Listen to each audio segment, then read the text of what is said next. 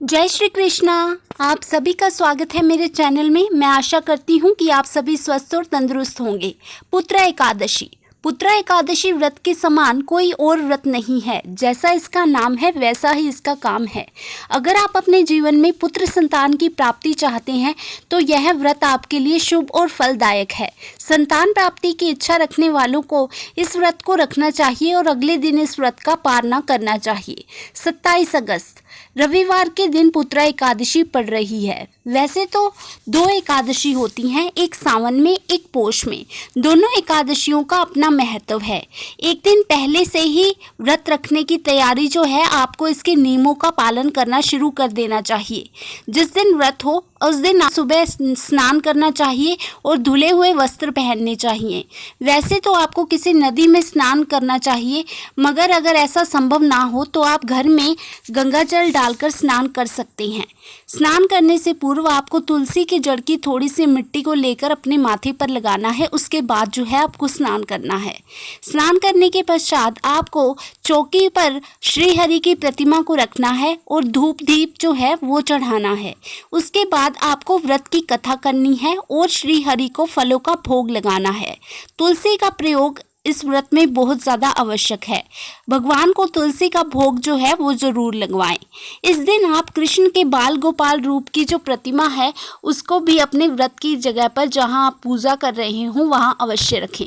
और लड्डू गोपाल को आप माखन और मिश्री का भोग लगाइए और तुलसी की मंजरी का भी भोग लगाइए। इस दिन जो पुत्र एकादशी है उसके व्रत का समय रविवार सुबह 12:09 पर है और इसकी जो समाप्ति हो रही है वो 27 अगस्त रविवार को 9:08 पर समाप्त हो रही है। रात को ही द्वादशी तिथि प्रारंभ हो जाएगी। द्वादशी तिथि का जो समय है वो 27 अगस्त रात्रि 9:33 से और अगले दिन 28 अगस्त सोमवार शाम 6:23 तक रहेगा।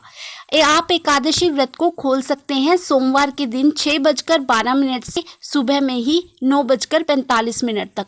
जैसा कि सावन चल रहा है तो अवश्य ही आपका जो सोमवार का व्रत भी होगा। तो ऐसे में अगर आपको पालना करना है तो आप तुलसी पत्र, जल और फलों के रस से जो है व्रत का पालना कर सकते हैं। इसमें होगा ये कि आप अपना सोमवार का व्रत भी रख पाएंगे और साथ ही साथ एकादशी का पालना भी कर पाएंगे। आपको विष्णु के साथ शिव परिवार की पूजा को भी करना है।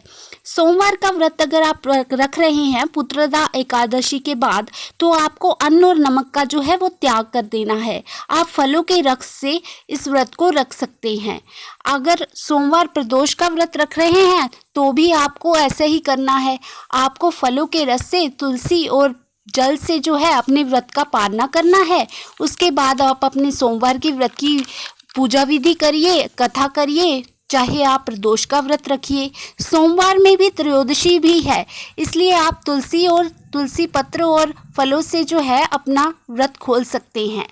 तो पुत्रदा एकादशी इस बार रविवार के दिन पड़ेगी और उसी रात को द्वादशी तिथि भी है जो वो प्रारंभ हो जाएगी।